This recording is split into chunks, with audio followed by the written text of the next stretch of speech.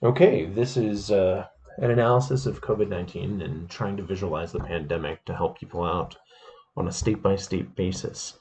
And what I did here, I live in Colorado, so if you do go to this sheet that I'll be sharing the link with later, you'll be able to start and you'll kind of see what my Colorado analysis is. And whenever I update it, I put the new date by the update. USA and state by state is just a helpful individual state-based analysis. So it kind of helps you look through. So in this case, we'll start up at the top here. Sorry for the scrolling. US cases, obviously in a down trajectory. US deaths also in a down trajectory with this kind of like this weekly flow as far as peaks and troughs. I started off and I did US excluding New York, and you'll see that that's actually flat-ish. Theoretically, it's slightly up since the 2nd of April, but if we change this the last 30 days or so, I think you'll see that it is trending downward. And then you can see the deaths here are actually overall since the second trending up, but then for the past 2-3 weeks, we're looking at a downward trend as well. Alabama, I'm going to skip over. I'm going to go to California because that's a major population here. So sorry for the scrolling once again. You see California's cases are on an incline and their deaths are on a slight incline. Now, I tried to do some cheating notes here so you understand the concepts here, but basically you want the blue bars constantly going down, which in this case not, and the red line you want below the yellow line. The red line is the infection rate here, and then the infection rate on a 5-day moving average, which just is a smoothing out kind of thing. So whenever you see it pop above that, a little bit of concern. You want to see it within the next day or two go down below the yellow line, ideally. Now, we're also at rates where infection rates of 5%. That's pretty good. So that's day over day, 5% or less is pretty good. So if you do see it above that 5%, that's a concern as well. But you have the little cheat sheet. So you scroll down to whatever state you're from. I'm from Colorado. We're definitely seeing downward. This from here down is downward. This was a readjustment uh, that you can see both the deaths and the actual infections were up. So this is a downward trajectory to flat, but then well below 5% day over day increase. So that's kind of how you can read that. You can go ahead and scroll in the US state by state and take a look at that. The next one that you can glean a lot of information from are going to be the cases for every 100,000 citizens in a state. And sorry, it's going to just take a little bit of time for my RAM to catch up to this with the recording and whatnot. I don't normally do these. And this is just every single state and kind of how they are. This is a logarithmic scale, so it does look a lot different when I come in here. And I can change the log scale on the vertical axis from log scale to regular scale. But of course, the log scale, when you're at that 45-degree or greater angle, that lets you know there's exponential growth.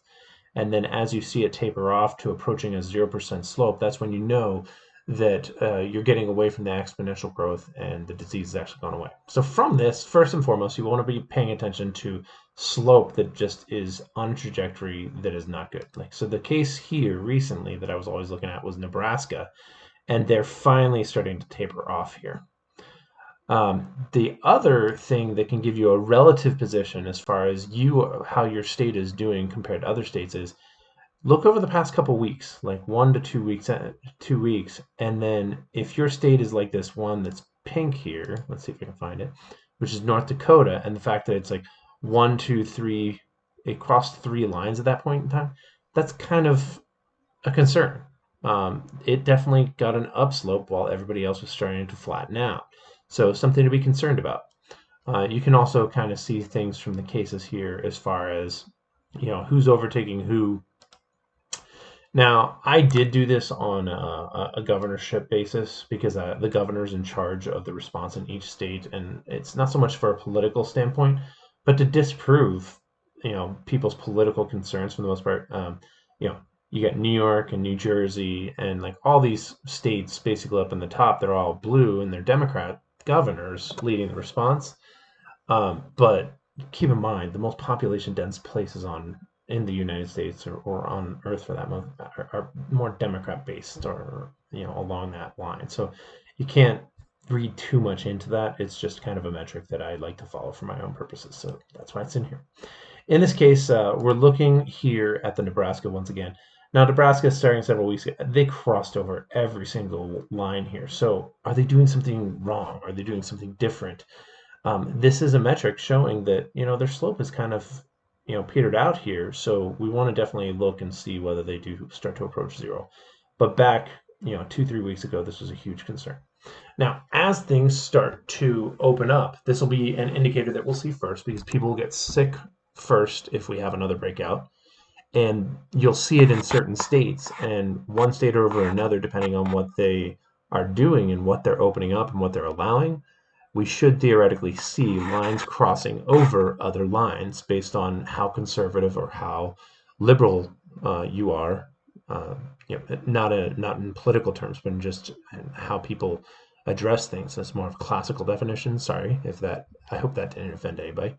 But nonetheless, you have this opportunity to evaluate your state, and you can see it here in the cases. And then you would also be able to switch over here and take a look at the deaths.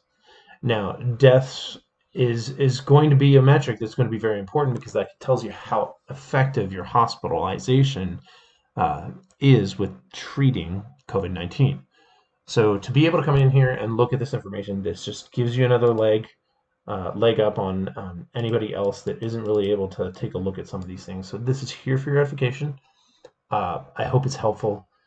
Once again, don't read too much into the political nature of Republican or Democrat governors. That's not the important thing. The important thing is the slope and whether your state in particular starts to cross over other lines. That's always going to be a concern. In this particular case, we can look and we can see how New Jersey has overtaken on deaths per 100,000. They've overtaken New York. You can also see that this one here, give me a second. I don't even know what state this is. This is Rhode Island, has recently crossed over 2 lines. And you can see how we were seeing more of a slope approaching zero here, and now just kind of kicked up these past, this past week or so. So if there's anything in that state that you want to evaluate and say, hey, this is a concern for us, that this has happened. Now, deaths is always going to be a lagging indicator, and your cases per 100,000 is always going to be a lagging indicator. If you want to, you can look at all USA data that's compiled, and I pull this stuff straight off of Wikipedia. So you can go and you can get the data, and then I pull it to make sure that I get the most recent data, and I'll paste it in here. But you can see kind of where the hot spots were in US cases daily and how we're middle of the road here as far as what's going on. You can see the actual infection rates day over day, and I believe in day over day it just gives us data, and then we have the 5-day moving average rate as well. Okay, and so to kind of continue my analysis, we'll go back to California because it's a major population center. And you can see kind of how this has been impacted and how the past 5 days have had really low infection rate progression, which is outstanding for California. I mean, this has just been really great data for them to show that they've been doing things, and the death rate as well has been about as good as it could be. Colorado, you're also seeing some things here really good in their infections, and then their death rate as well is as low as possible. So this does suggest, as you dive into those numbers, and this green is good, red is bad, but don't read too much into it.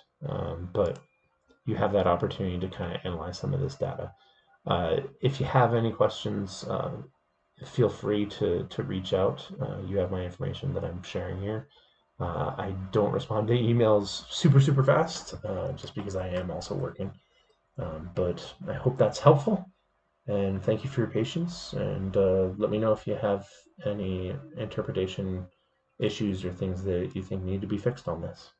Thanks so much.